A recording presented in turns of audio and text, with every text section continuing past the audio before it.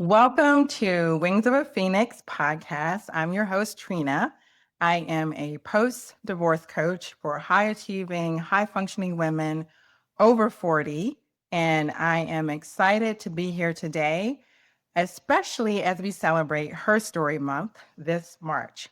Joining me today is someone who truly understands the power of a woman's story and her presence.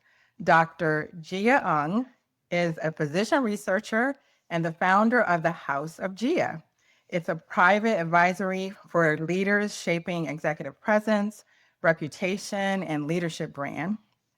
And also, Jia is a fellow author, and that's how we met. We are both part of a coaching program for authors, and I was so excited when we connected. So it's wonderful to have you here today, Jia. And if you could just give us a little introduction of yourself, and then we'll get started. Hi, thank you so much. Yun. It's a pleasure to be here. I would say that I'm a physician researcher, as mentioned. What I truly believe is that we are here all for bigger purposes outside of our title. And Mhm. so, when taking the title out, what I care about is to elevate people to the best version of themselves. So that's my role in my business and also in my other professional career. Wonderful. And I absolutely love that. And our mission and vision is totally aligned there. So I want to offer a promise to our audience. If you stay with us for the next 30 minutes or so, I'm going to show you how your personal brand isn't something that you lost during your divorce. It's something you absolutely have the power to design. And you'll leave this episode with a special recipe for looking and feeling like the woman you were always meant to be. So, Gia, I know that your work is at the intersection of identity and leadership, which is so vital because in my work with women post divorce, we are often navigating that exact same intersection, redefining who we are so we can lead our life with more intention. So, I want to just level set for the audience. If you could just start us off at the very beginning and talk about exactly what is a personal brand. So, a personal brand is what people say about you or what people feel about you when you're not in the room. So, Okay. it's the essence, the external manifestation of your essence. So, a lot of Mhm. people misunderstand that they think it's social media. That's a brand. No, it's not. It's everything that leaks out of you is part of your brand. And when people say trainer, which trainer? Oh, the trainer who is like this, the trainer who's like that. The way they describe you, the way the adjectives that they describe you, or I love working with her. That is actually part of your brand, and that is shown up, or how people experience you is through relationships, experiences, and all the different touch points. That is so interesting the way that you frame that exactly. Because I'm not sure that that's what everybody immediately would think of when you say personal brand. So I love that. And given that definition, then, can you talk to us about what the benefits are of having a personal brand? Okay. Yes. Everybody already has a brand, whether they like it or not. It's Right. just that the one who has a strong brand is more recognizable. Just like McDonald's would have a particular smell when you see the golden arches, you have a specific feeling.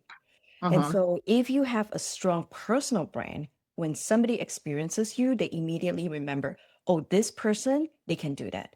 It's memorable. When they want to refer somebody to you, they remember you, or they want to think about you for a new project or new opportunity. They think about you. So, having a strong personal brand makes people think about you when something happens. They attach, there's some association. When they see this, they think about you. So that's why it's really important to have a strong personal brand. And then building on that, so if you have let's say the the woman was married, okay, and she had a personal brand associated with that marriage, and now that she's transitioning, she's post divorce. How does she, if she wants to alter or upgrade, I guess, her personal brand because she's stepping into a new identity, how does she start to maybe create a different personal brand than the one that she had when she was married? This is really an excellent question because when somebody has been married for a really long time, Mm-hmm. many people will start to adjust to their spouse, adjust to their children. They sometimes they have to they lose some of their identity. And once you post divorce, post marriage, post previous marriage, Mm-hmm. it's a lot to do with self discovery. The Mm-hmm. person you used to be before you got married, the person you've grown during marriage, and the person you've grown even further after marriage. There's a different version of you that have grown. And so to build your personal brand is not to neglect or throw away all the old things, but to see at this moment through all the growth, what is the newest version I've been? That is where we want to start off with, not to throw all the other things. You don't actually lose your identity, but all of the things that have brought you to here is your essence, is your foundation to the newest version of yourself. So I would say actually the first thing to build a personal brand is to start by reflecting and thinking where you are now, through all of the difficulties, maybe trauma, you would have learned something, you have grown, and you have emerged. So I even love when you said phoenix, because a Yeah. phoenix is you rebuild from ashes. So your identity or your personal brand can be rebuilt from that. Excellent. And yeah, and that's another thing when I work with my clients and we talk about, or we start at some of the identity and some of the roles that you had during the marriage are no longer serving you. They're not serving you in this new chapter that you're trying to create. So do something with my clients where we actually retire some of that old identity, the ones that are no longer serving us. And so those what might be for some people with maybe let's say they were people pleasers and it worked for them in the marriage, but it doesn't work for them as they're trying to rebuild.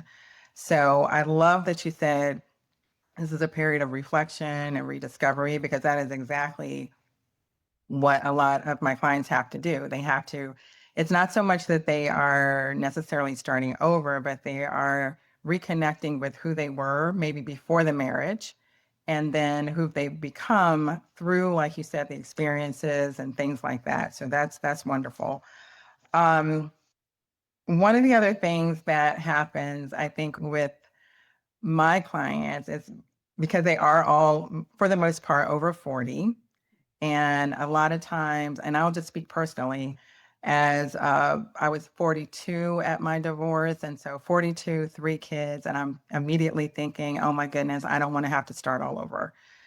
And can you talk to us a little bit about that concept of the starting all over um, and and creating a strong personal brand and kind of what that looks like, or how would you advise someone who has that thought process that she has to start over? Right. So we never start from the same spot, even though on the surface it looks like you spend so many years and nothing to show for, right? So that is the immediate response. That's human nature. Like, oh, Mhm. I put in effort 20 years and nothing came out of it. So you beat yourself down. So there is this concept where we have to start looking at outcomes not in 2D, two-dimensional, but three-dimensionally. So to give you a quick picture is if you look at the spring, right? Look at spring. When you look at 3D, it spirals up. But if you look 2D, it's only a circle. So usually what happens is if you're only looking at your outcome downwards, the same spot looks like it never moved. But when you turn it to the side, you actually, even though it was the same spot, but it's up, up, up, up the spiral, up the spring. So really think, even though it appears on the surface that I have not moved, you have grown so much. So you're not, never starting again from your 20s. You are 40s. In your 40s means the 20 years of beautiful experience and growth, all the foundation work is ready to be blossomed at this moment. So never think that you are starting fresh, it's a different version of you. So that's how you want to start. um, First is identity and also mindset. Then the Mm-hmm. second thing is, how do you want to start with personal brand? There are many different channels, but I think first one is how to make an impression, because the way you develop a brand is the impression you leave on people. And so to leave an impression, it's important to think about presence. Every time somebody experiences you, it is your presence with them. And presence is just an impression in somebody's mind. So when I talk about starting a personal brand, let's start with how do you moment to moment, all the interactions with either people, friends, experiences, that is how you start your brand. And we start with moments. And what I mean by moments is all the things that you do day to day. First is when you meet people, how do you speak with them? How do you talk to them? How do you work with them? Are you nice? Are you not nice? That is the first presence of, is the first layer of your brain. Like, how do people feel when they're experiencing you? So Mm-hmm. that is a lot of the essence part. Then when we talk about the actual personal brand side, how do we express it? So I like to think about it through the mind, the body, the mind, and the heart. So Yeah. what do I mean by body? So the body is the physical part, how people see you, visual appearance, how you look, how you dress, your hair, your grooming, and then it's not just the your own body, but also the physical your physical space, because your Mm-hmm. physical space is actually an extension of yourself. How your room looks, how Right. your car looks, how does your desktop, when you share your screen, how does it look? If it's messy, people are like, oh, that person is very disorganized. Or these leaks all sort of signals. So that's the Mm-hmm. body portion. And also body language, how you walk, how you stand, how you sit, how do you wave, every small thing. This is part of Wow. your personal brand. So depending on how you want to reinvent yourself, some people like, you know what? In my 20s, I used to be the hip hop, but Mm-hmm. now 40 now, I want to be the classy, elegant woman. Then we have to start looking at the body movements. So that's Right. the body portion. The second one is the mind. This is how you think. It's your thinking, how you think and how you communicate your thinking. So whether you're a clear thinker or you're not clear thinker, are you a fun sort of, is your ideas the type that bubbles up? Or are you the Mm-hmm. compose and you only speak up after your thought is fully formed? Mm-hmm. So that's your mind. And then the third one, to me, that's the most important, which is the emotional part, the heart. This is how people feel your emotion. Whether when they're in your presence, do they feel like, oh, you're fun? Or do you feel that you're calm and they feel peaceful? The type of emotion where if the whole room is chaotic, you bring calm, they feel that. Or the whole room is boring, you bring the energy out, right? So everybody is a Yes. little bit different. Yeah, I So, love that. so when I talk about presence, we start with how do you send signals through the body, the mind, and the heart. We start there first. Once we have that, okay, that's the most important because it's the moment to Mm-hmm. moment. When we have that identity all settled in, then we can talk about, okay, let's do social media, then expression from the outside, developing relationships. How do you build your network? Because that is also your brand, because people need to experience your brand through networks. And Mm-hmm. then finally, it's more, we talked about social media, digital, and that would be the three main ones. Right. Mhm. And that is so interesting too, because I also work with my clients on those exact same things or are very close. Because I don't think you can move forward after any type of transition without first having the right mindset. So I work with my clients to make sure one, um, she has a mindset that is positive and forward leaning and not stuck back in the past because that will keep you stuck. And also that we have some alignment between mind, body, and spirit because without that alignment, I feel like you can't really move forward and you will forever have a feeling of just that something is off, you know? And so once you get that alignment, it's so much easier then for you to intentionally design the next chapter because you're clear on what you want, your mindset is clear on what you want. Your body is no longer holding the stress because that's the one thing is even if we say we're over something, if we haven't completely released it, it will still show up and manifest in our bodies. It'll show up as aches and pains and you know all of that. So making sure we have that, and then once your body and your actions are your mind, your body, and your actions are aligned, that is where you get that spirit alignment. So I think that, you know, I totally agree exactly what you said.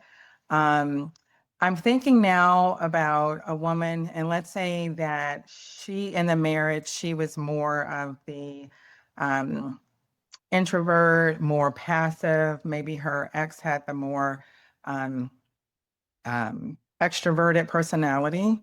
And so she's working really to try to rebuild her confidence. And so, how can her personal brand help her maybe establish more confidence or feel more confident when she is out with her network or, you know, even just with her family and friends? Can you speak a little bit to that? Right. A lot of people think that introvert means you have to suppress yourself. Mm, Being an introvert really means that you regenerate your energy through quiet or introspection. But you can still be out there. You can develop a lot of energy through one-on-one or deeper relationship, but they may not be the one who's going to work the room in a big networking room. So the first is if you want to start rebuilding, I think is to first understand what you like, what you don't like, what you're good at, and what you're not good at. hmm So if you know that you don't like to go do that big networking event, but what you enjoy is the quiet moments, maybe a nice coffee chat with your friend, you can develop your brand that way, one person at a time. Because a lot of people, they need deep connection. When they sense you, like, oh, one example, when my brand used to be, for me, I'm also an introvert, so my type of brand building is through quiet network. So I do coffee chats, deeper, and my events used to it's all like small private groups, intimate settings. And when we do that, all of us get such a deep connection and they remember me well. So if that is your strength, lean on that. hmm Being a personal brand is not to veer away from yourself. In fact, let me tell you a quick story. Okay. In Of fact, course. it is about being yourself squared or multiple times. So it's Uh-huh. just being more of yourself, expressing more of yourself in a deeper way. So there's this little story of David. Michelangelo is the sculptor of Mhm. the statue David. And so when people ask, "Wow, what a beautiful, beautiful statue! How did you do it?" And then his answer was, "Oh, it's simple. I just removed the part that isn't David." And so to develop your personal brand, it's not about changing yourself. It's about finding yourself, removing part that's not you, removing part that is not Trena, removing part that's not Jia. The more you can lean into that, the stronger it is. But then you become more recognizable. Right, right. So just leaning into your own authenticity, Yes, basically, being more yes. of who you are. I love that. I think you mentioned before a little bit about making sure that your surroundings are also um, evidence of your personal brand or trying to create that in your home and maybe even in your office setting. I think you talked about that. Um, What sorts of things would you suggest to do, or how would a woman start to do that, do you think? hmm It's all about the small things. Okay. So think about it this way. To be better, usually people think about, okay, what's the best version of myself? Best hair, best outfit. Actually, the way you want to to raise that standard, the way you want to change yourself is the floor. What the standard you're not willing to take. So for example, anything that is off brand, you don't do anymore. Love Anything that. that does not, yes, anything that's off brand, you don't do anymore. So you remove things that are not at the standard you want. So for example, let me give my personal example. Mm-hmm. I love elegance, the Mm-hmm. classy. That's in my brain. Okay. So as I was evolving into that, I start off by the clothing, something simple. Things like even pajamas, no longer tattered t-shirt. Because an elegant woman Right. can't be wearing a tattered t-shirt. I When I agree. go for groceries, I'm always dressed well. No pajamas, no hoodies, no sweatpants. That's my standard. Mm-hmm. You may have a different standard. Maybe you love that particular look. Oh, like the cool hip hop look. Then everything needs to look like that. From your car, from your clothing, from your mouse, every single thing. For another small example is for the elegant part, I would buy notebooks that are heavy. So not the notebook that tears easily, not the $1 one. I like a heavy notebook. I want So the a hard back cover. yeah, Mm-hmm. horror bag. It has the paper needs to feel good. It's the small details that makes me feel that I'm stepping into that. It's more not for external, it's more internal. The Internal. more Mm-hmm. you can connect your day-to-day behavior, all the small habits and day-to-day behavior to that new identity you want, the more coherent it is. Then people sense. If not, you don't want to perform a personal brand. You want to embody a You want to personal brand. embody it. Yes, So it's absolutely. all the small things that you do. And I think too, you would want to do this, start small and then just scale, right? Because I don't Yes. know that we can necessarily, everyone may not be in a position to completely revamp their entire life overnight, but maybe you start with small things and then you scale as you go and you start really embodying, like you said, that essence and that presence of your new brand. Yes. Yes. In fact, we don't start big. You start small because you want to train yourself, the nervous system, to accept that. If you go too big and you have this old identity, it's like whiplash and you have a lot of rejection. So when I Exactly. first wanted to get into the luxury business, the small thing I did was, what is luxury to me? Coming from an immigrant family, anything that is not needed is luxury. Like you don't need to buy Mm, flowers. That's not needed. It's gonna die in about a week, right? To me, that was a luxury. So right. when I first started was I went to Trader Joe's, bought flowers, and every time I'm like, wow, I bought flowers. Such a luxury, huh? I never had things that I bought because I want. Yes. So reframe what it means to you. To Right. me, luxury means getting things that I want but not need. Mm-hmm. That was good enough for me. So if you have your thing, yeah, if you have that little thing, reframe it and see how can I do it in my own And definition. your brand. Mhm. Absolutely. I'm right there with you. I would say my brand is feminine luxe, and that's what I've been striving for. And that's where I am now. And so I just redid it wasn't a big thing, but I just redid my bedroom and my brand colors. So I can every time I walk by, I'm like, oh, it just feels like me. I love it. Yes, It's and something small. exactly. Right, exactly. The word is this feels like me. Right, then you're embodying it and then you do the next thing like, oh, that furniture doesn't match, then you remove it and Exactly. switch, then it feels more like you, and that, you know what, now I see the curtain doesn't match, then you change that every single small thing you start to notice, and then the next Yes. thing you know, 3 months later, wow, this feels me. I love that. I love that. Well, thank you so much for sharing your heart and your expertise with us today, Gia. At the beginning of this episode, I did make a promise that you see how your brand is something you can design. It's not something that you lost. And after hearing Gia talk about how our personal brand is our essence and how people experience us, It's not just how we show up and dress or how our social media looks. I hope you feel like you have the ingredients to design your own personal brand. Let me know in the comments, and I'd love it if you would let me know if I was able to keep my word on that. If you are interested in learning more about personal brands and all of the fantastic work that Gia is doing, all of her information is in our show notes, all of her contact information. And if you enjoyed today's show, please leave a comment, like, share, and subscribe.